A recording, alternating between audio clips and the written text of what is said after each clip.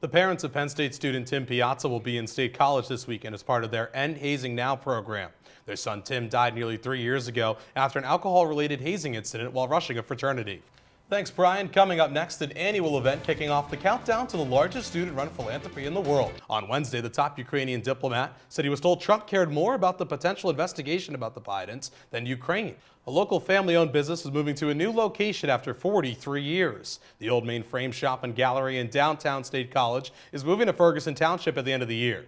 Thank you, Fiona. Obviously a very harrowing story in our community, but residents can purchase a year-long EMS membership, which gives them coverage for EMS services. Next Friday through Sunday, the theater will host a film festival that includes a world premiere, short films, features, and a showcase of work by area high school students. Well, we just had Halloween, and some colder weather starting to move in as we get into November here. Here's Pat Urosavik with the forecast. I caught up with some of the crew this week to check in on the preparations for college game day. Check it out. Ahead of Friday's game against Maryland, head coach James Franklin spoke about continuing to play all 4 running backs until one emerges from the pack. Head coach Guy Godowski spoke this week about the challenges that Notre Dame presents Penn State in its Big Ten championship rematch in South Bend. Last week's vote to allow college athletes to profit off their name, image, and likeness is progress, but many are still skeptical.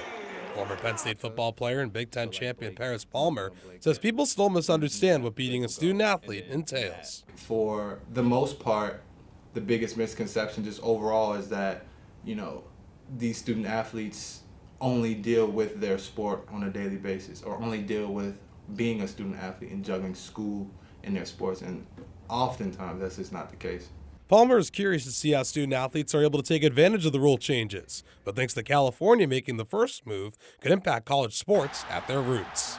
First thing that came to mind was recruiting. I'm like, that changes everything. It makes it so unfair now because that's your pitch, and it changes it for not just the player, but their families, the pitch to them, those communities and everything. The NCAA has been known in the past to drag its feet when it comes to improving the lives of student athletes. Penn State professor John Affleck, who's in charge of Penn State's Curley Center for Sports Journalism, thinks the move provides the NCAA with a stall tactic. The NCAA basically gave itself a couple of years to get things together, and in terms of legislation for all 3 divisions. California's law takes effect in 2023. They had to do something before that or just go into litigation.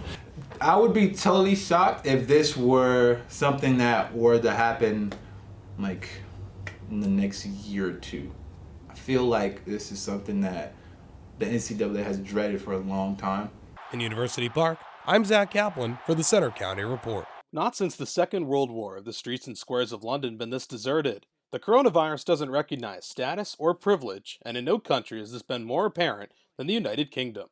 Prince Charles was among the early wave of Britons to test positive for the virus.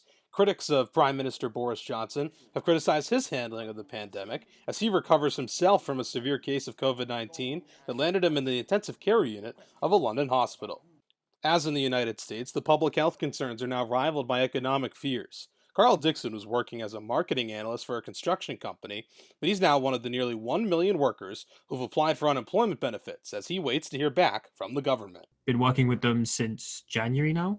I was then and have now been put on furlough for the foreseeable future. Dixon noticed a shift in public attention to the virus in early March as the number of cases began to rise on a daily basis. There was a very large switch within a week or so. I think in what was end of mid-February to early March, there was still the thing of this isn't too serious. This is still just something we can handle.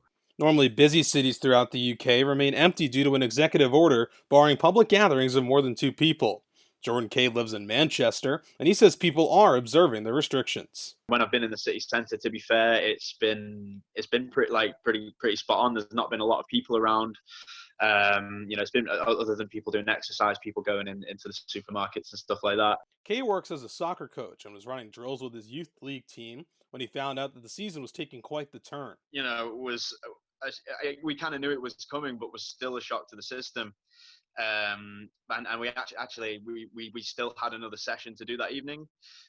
So it was kind of surreal. One thing working in Britain's favor as they battle COVID-19 is a universal healthcare system.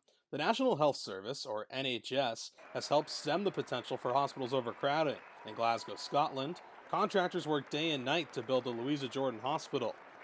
An even more impressive effort was the building of NHS Nightingale, a pop-up hospital in London where they converted a conference center into the world's largest critical care unit that can accommodate as many as 5,000 beds.